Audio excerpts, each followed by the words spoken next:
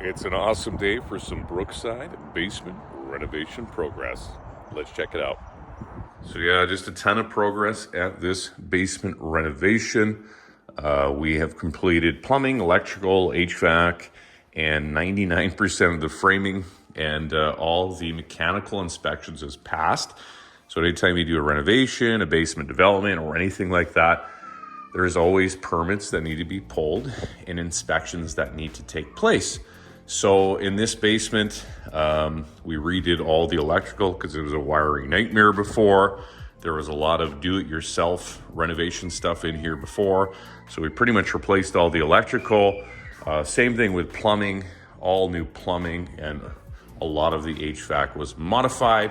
We did things like, bring this heat supply kind of dead center between all these lights.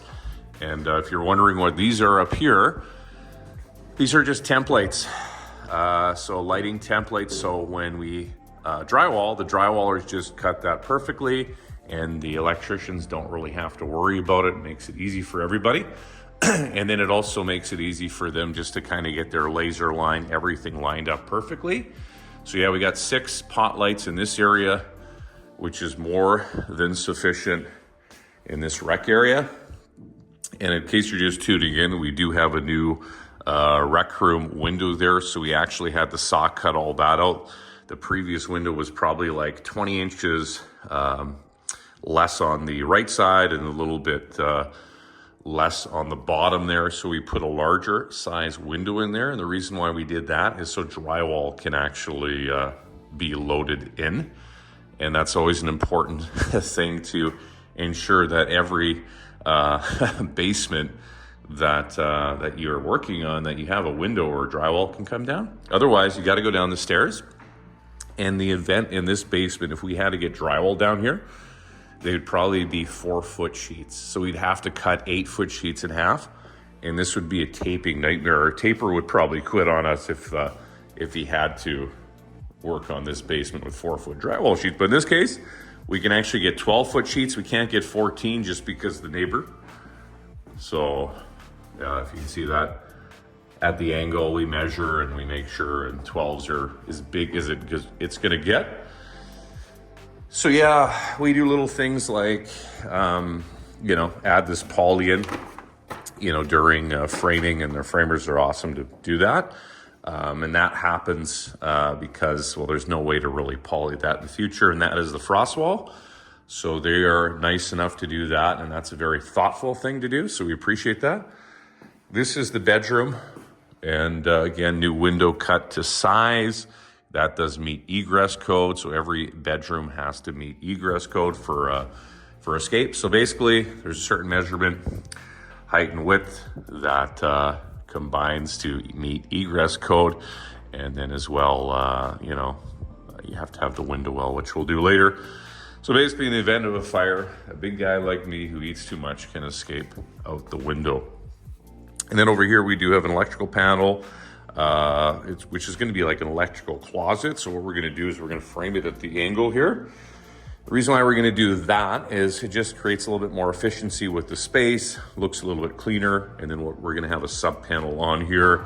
So we have this all mounted, and then we have the rigid foam behind it just for some insulation. And then we'll spray foam probably around that.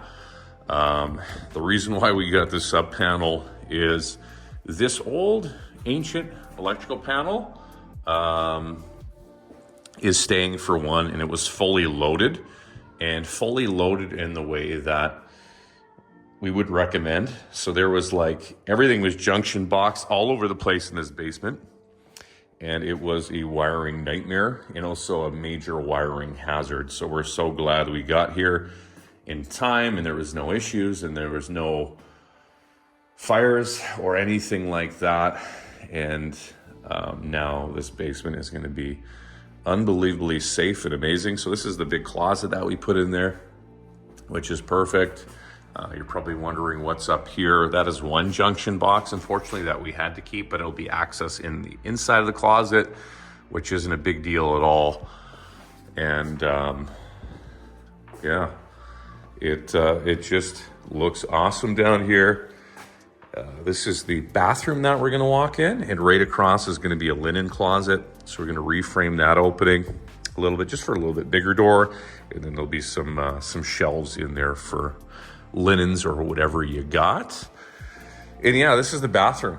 So just tons of plumbing, electrical, HVac, everything. We've got our acrylic shower base there. We've got our niche installed, and the reason why we've installed that curdy niche right now, we like to use the curdy niche, but in this case, for this bathroom, we're going to use like a tile backer board, like a concrete board, and then we'll seal all the corners off with curdy, and then we'll just red guard the whole thing. So that's one option. That's one option that we include. That's kind of a more economical option versus doing the full thing in the curdy board, which is a little bit more expensive, always better, but sometimes budget does not permit that. So yeah, we got the toilet there. We've got a new backflow valve, which we put in there, which is awesome. Any of these old houses, you always got to put a backflow valve in. It's the code. And when you have a nice new basement, you want to make sure you got an effective working backflow valve. Otherwise, you're going to be totally screwed. So we do have a floor drain right here, which is awesome. We do have a laundry. So we got the washer, dryer, and there's going to be a sink right there. And the reason why this is going to be really good to have down here is the event that you do have a washing machine failure or a washing machine line fail. They are going to have this drain, and you're not going to have to worry about your beautiful new basement having a whole bunch of water damage. And then because we were here busting up so much concrete, you can kind of see where the outline is. There was just a ton of concrete work here. We actually added a drain in the furnace room as well. So yeah, just a ton of work down here, guys. Like, it is just a lot of work, right? So we even got the bathroom window. We brought that up versus the old window, so we made it a little bit smaller. Doesn't have to meet Egress Code. It is just a bathroom window, and the purpose of that is essentially we want it to be able to have a mirror right here. So the vanity will come right about there, and then you got a mirror on top, and that's why we did it this way. Yeah, it just makes sense. You don't need a huge window in the bathroom, but it still does bring in some of that natural light, which is great. And yeah, clients are very happy with that. So yeah, lots of stuff, lots of fine details. We're always down in these basements or these renovations, just checking things, going over things 100 times. And that's always what's included with a priority builder's renovation. So a lot of time, a lot of attention. I'm down here all the time.